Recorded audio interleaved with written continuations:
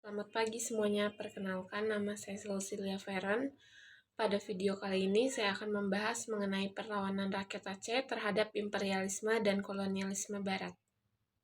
Di bawah naungan Kerajaan Aceh, sumber daya alam yang ada dimanfaatkan, sehingga mengantarkan Aceh ke masa keemasan. Karena letaknya yang strategis pula, Aceh banyak didatangi berbagai bangsa asing untuk urusan perdagangan sampai diplomasi, yang membuat Belanda ingin menguasai wilayah tersebut. Sekitar tahun 1824, terjadi penandatanganan Traktat London. Perjanjian ini mewajibkan Belanda menghormati kedaulatan Aceh, sehingga mereka tidak berani menduduki kawasan tersebut meski menggebu-gebu pada 1871. Traktat Sumatera antara Inggris dan Belanda terjadi sebagai perbaikan Traktat London. Perjanjian ini diantaranya memberikan kebebasan bagi Belanda untuk memperluas kekuasaannya di Pulau Sumatera. Sejak itu, Belanda bebas melebarkan wilayah kekuasaan ke seluruh Sumatera termasuk Aceh. Mereka tidak lagi menghormati hak dan kedaulatan Aceh yang sebelumnya harus diakui. Selanjutnya bentuk perlawanan. Pada tahun 1873, Belanda mengirimkan agresi pertamanya yang dipimpin Mayor Jenderal Kohler. Sesampainya di sana, terjadilah kontak senjata antara pasukan Aceh dan Belanda di daerah pantai barat daya kota pantai Ceureum. Setelah berhari-hari terjadi perlawanan antara keduanya, pasukan Belanda dikalahkan oleh pasukan Aceh, dan Jenderal Kohler tewas dalam pertempuran tersebut. Kekalahan membuat Belanda semakin berniat untuk menguasai wilayah Aceh. Seperti yang ada di gambar bahwa Panglima Besar Angkatan Perang Belanda yaitu Jenderal Kohler tewas ditembak oleh penembak jitu Aceh pada tahun 1873. Sekitar akhir tahun 1873, Belanda mengutus pasukan keduanya untuk menyerang Aceh di bawah pimpinan Letnan Jenderal Van Swieten. Pada 6 Januari 1874, penjajah berhasil menduduki wilayah Pantai Pirak, sebelah utara Kutaraja. Pada 12 Januari di tahun yang sama, Belanda merebut Kuta Gunungan. Hingga pada tanggal 24 Januari, pasukan kolonial mampu menduduki Istana Kesultanan Kerajaan Aceh.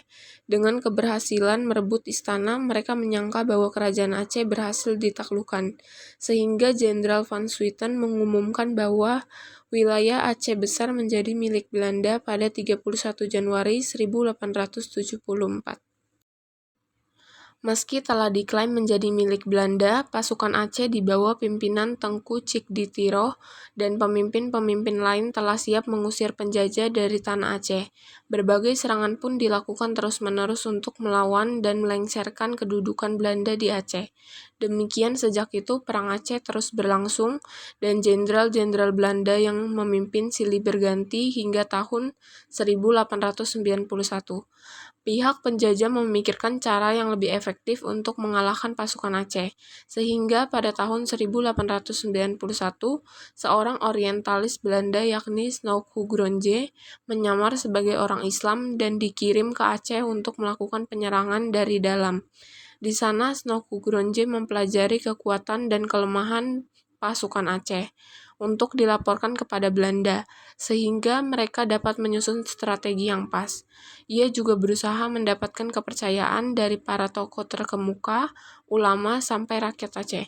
Snoek Hugronje mempelajari pula motivasi yang dimiliki pasukan Aceh dalam berperang, yang membuat mereka tidak takut menghadapi musuh.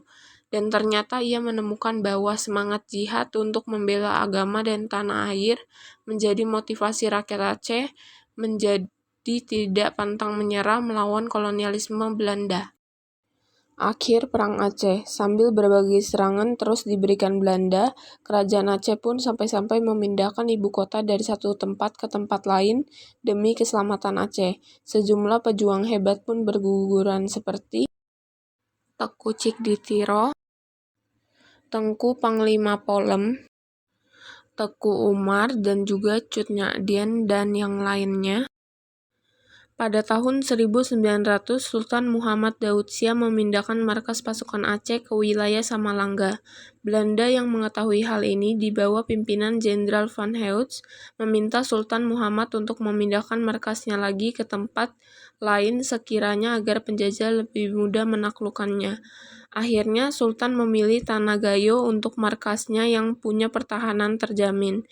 Namun Van Heut jengkel dengan pilihan Sultan Muhammad, dan dia kemudian memerintahkan pasukannya untuk kembali menyerang pasukan Aceh. Jenderal Van Heut pun menawan keluarga, istri, dan anak dari Sultan Muhammad Daud Shah sebagai ancaman agar Sultan bisa menyerahkan diri kepada penjajah. Akhirnya Sultan pun menyerahkan diri demi membebaskan keluarganya. Hasil dari Perang Aceh, kemenangan jatuh di tangan Belanda, yang membuat pertama, Sultan Aceh menyerah dan Kesultanan Aceh dibubarkan. Kedua, Belanda menguasai Aceh. Ketiga, kekuasaan Hulai Balang dipulihkan. Keempat, dibentuknya Karesidenan Aceh beserta daerah taklukannya.